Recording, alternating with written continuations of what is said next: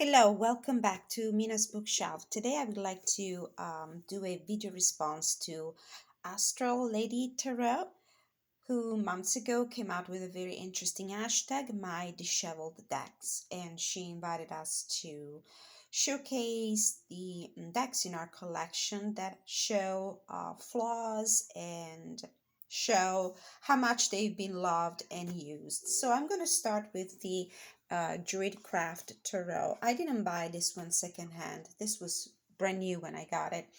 And over the months, I have not only used it a lot, but also modified it and trimmed, edged it in copper, used it so much that, as you can see, the deck has an interesting bow here. And the other interesting thing is that this is the quality of this cardstock is probably not really good. So you can see the spots here on the very light lamination that these cards have that show how much they have been used. Anyway, this is a deck I love. This is a deck that is very reliable. I've done plenty of readings for myself and other people, and I keep coming back to it, no matter how disheveled it looks. So this was the Druid Craft Tarot. The other deck that shows how much has been loved is the Radiant Wise Tarot. This deck also, I purchased it brand new. It's not a second-hand deck. And the box is in perfect shape. The deck instead shows how much love and how much use I got out of it. As you can see, a little bit of a bow. The edges are chopped. And I love this deck because of the coloration. I find it to be very atmospheric. The RWS is my favorite system. And this is another of those decks that I will use, especially when I read for other people, because it's extremely reliable, and it does show how much I love it and how much I use it. So this was the Radiant Wise Spirit Tarot, published by Lo Scarabeo. Let's go into Lenormand. I purchased the Dreaming Way Lenormand Tarot brand new, and it's perfect in everything except that one day I had a terrible idea of not only shuffle this deck but also bridge it, and that didn't work well. So one of the cards in the deck, and I think it's the Fox card, completely bent. Now I tried to fix it. I pressed it under a pile of heavy books. I don't know if you can see it. Here it is. Completely bent the card. Completely. And unfortunately this is cardboard. There's no real flexibility in this kind of cardstock. So the card is ruined. Just try not to think about it too much. Otherwise, a perfect deck. Let's continue with the Lenormand. This is a deck that I purchased secondhand. It didn't even come in a box. It's the Enchanted Lenormand Oracle. The person that sold it to me was very clear in the beginning. She used this deck for study purposes, so she did have words written with a metallic Sharpie in the front of the cards, which would have been okay with me if it wasn't for the fact that the ink from the Sharpie was smudged all over. Look at that. What I've tried to do, I wouldn't recommend doing it anyway. I did it at my own risk and peril. I soaked the tip of a Q-tip in rubbing alcohol, and I tried to clean most of the smudged Sharpie. You can see it also in the back. The person who sold it to me didn't do a really nice job, not neat at all. And I tried to clean also the backs. I mean, this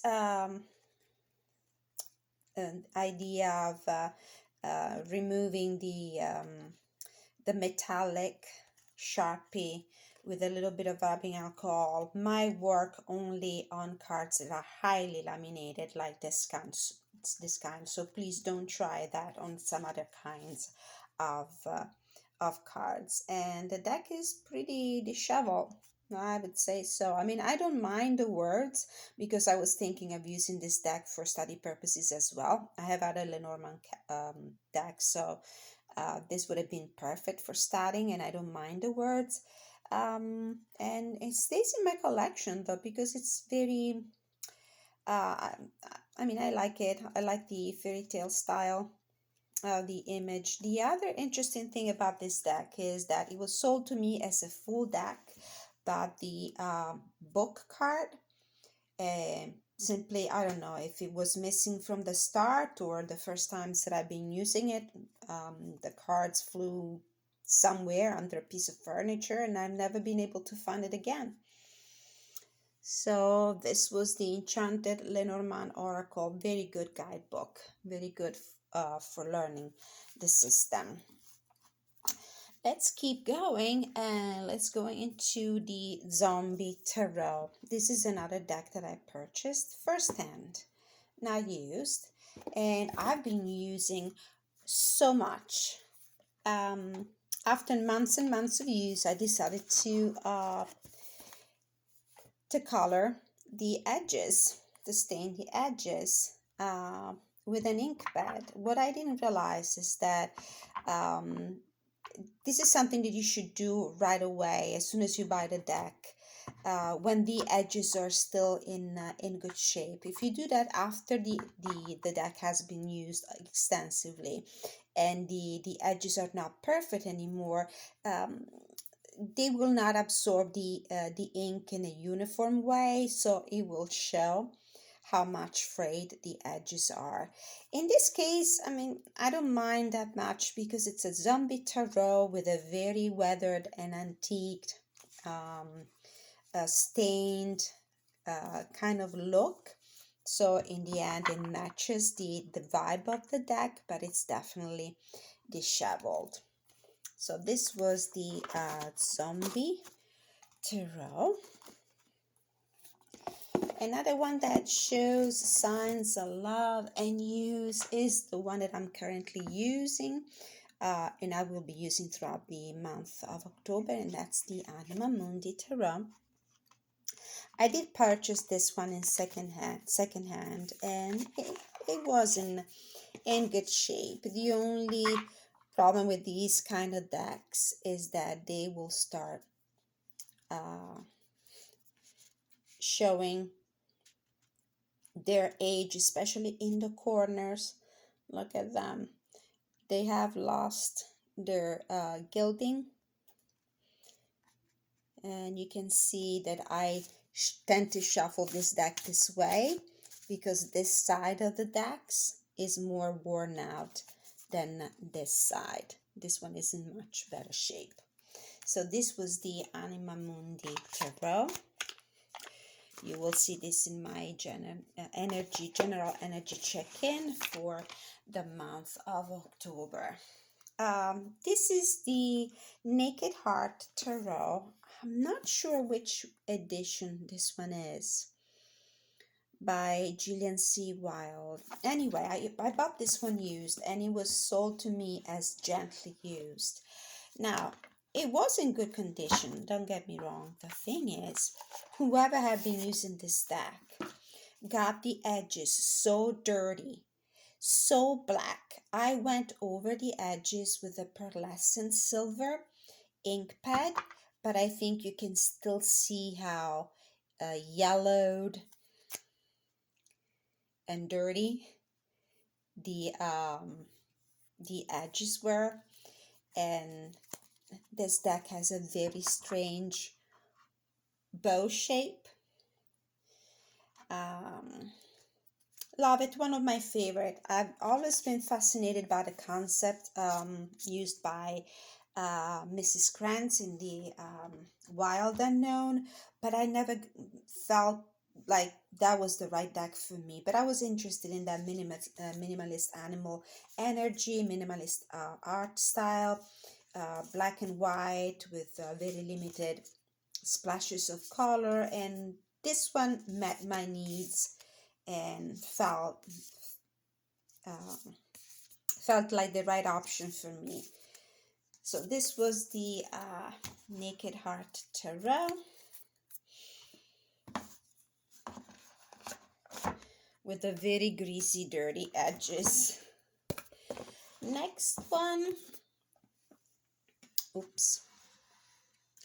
Next one is the Queen Alice Tarot by Dame Darcy. Now the problem with this deck, the reason why I consider this as a disheveled deck is that I bought it brand new, but one card was missing, and I think that one card was missing by in an entire lot of decks that were produced at that time. So what the creator did, she sent to all the buyers a card, the missing card, which I think was it's this one. Yeah, this is the card. Without the gilding though. This one doesn't have the chrome metallic gilding, so you can easily spot it in the deck, as you can see. So for me, this is a disheveled look. I will always be able to see that card, and I know exactly what card that is. Anyway, that was Dame Darcy Queen Alice deck. This one also coming up in my rotation for the general check-ins, energy check-ins in the month of October. Moving on, the Crystal Spirits by Collab Baron Reed. I love this deck. This one I purchased brand new. I love it, but I couldn't find a way to work with it without using the guidebook, which is nice and meaty and chunky and offers a lot of information. But when you're doing readings on the go, what you need is keywords on the face of the cards. I mean, I can memorize just a few things about some main most common crystals, but not all of them. And I always felt like this deck was, although the artwork is beautiful, I love the cardstock, I love almost everything that Baron Reed produces, but this one really needed some keywords. So what I did was writing some keywords on the face of the cards with a metallic Sharpie. I did my best to do a good job. It's not perfect. Somebody might think, no, Mina, you really ruined the cards. But this way I can use them. And I thought that the gold metallic wouldn't be too intrusive. Alright, so this was the Crystal Spirit Oracle by Colette Baron Reed, where I wrote keywords, my own keywords, on the face of the cards. The next one is the Anticanotomy by Claire Goodchild. This is the mass market edition. This was the edition that was printed on a very thin, flimsy cardstock, extremely thin. I have to say though that it held up pretty well. Consider that the cardstock is so thin. The edges of the cards got to this point after a lot of use. And what I did, I tried to give it an extra layer of antiquity look, edging it with a brown marker. And of course, when you do this the edging work on cards that have been already used, you will see all the imperfections even more. Still, it matches the look, the vintage look of the cards. Really nice cards, I like them. This deck was eventually printed again in mass market edition on a different cardstock, much thicker than this one. However, the colors are more muted. So in the end, I prefer this version here, even if the cardstock is far from what I normally like in a deck. So, pretty disheveled look. Another one that I would like to show you is the Lioness Oracle Tarot. This was a purchase that I did years ago. It was brand new. It was not secondhand, but I love this deck. I love it. I love it, and it shows how much I love it, as you can tell. And you can tell also that that's the way I normally shuffle these cards, because they're pretty big. I shuffle this way, and this side of the card is what receives most of the friction, and it's losing the coating. The gilding is intact though. It still looks pretty good. So it's just this, unfortunately, but I love it. It's my beautiful Lioness Oracle Tarot by Alejandra Leon. And after this one, we're gonna go into a Marseille style deck. This is Tarot Noir, and it's a beautiful deck. Unfortunately though, it's printed on poor quality cardstock. Therefore, after shuffling, this is what you get.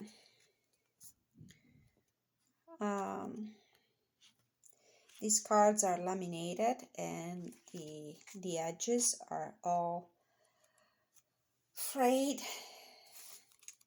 and they show even more because the cards have this black border. So I don't know what to do with this deck. I love gilded edges. I love the bling, but in some cases it's really, look at that. It looks really bad. So I'm thinking maybe I should cap this external border and edge these cards in black, but then I wonder, would it keep, chipping like this? Would it keep showing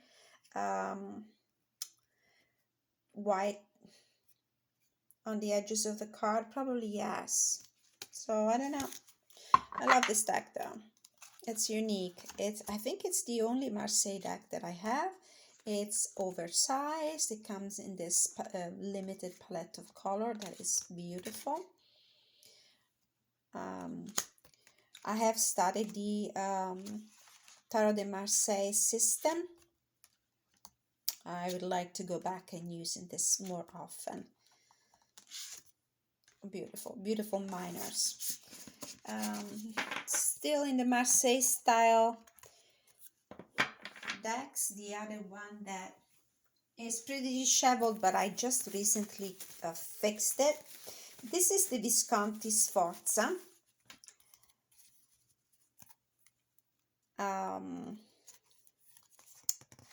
This deck had a lot more borders. It came with oversized cards with a lot of borders. I trimmed them because the cardstock they're printed on, it's very cardboard kind. It's like cereal box kind of cardboard, and it was in bad shape. And the cards were too big, so they were very clumsy for me to use. What I did also was try to add some details with a metallic Sharpie on the face of the cards, and it's a sloppy work. Look what I did here. Smudges of golden Sharpie everywhere. the modification of this deck took place over many months. I did a little bit at a time because I honestly didn't know what to do with it. Look at the bleeding of the red Sharpie. Oh, look at this one. Look at the smudges. But anyway, because this is a very an antique deck. Let's see. I don't mind the fact that it doesn't look well done, well finished at all.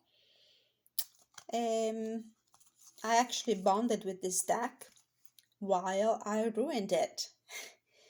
It might sound strange to hear, but I like it even more now. That is totally flawed and imperfect. And I love the color that I chose for the edges, a beautiful red. So these were my disheveled decks. I don't think I have anything else to show you for right now. Thank you so much for watching. See you next time.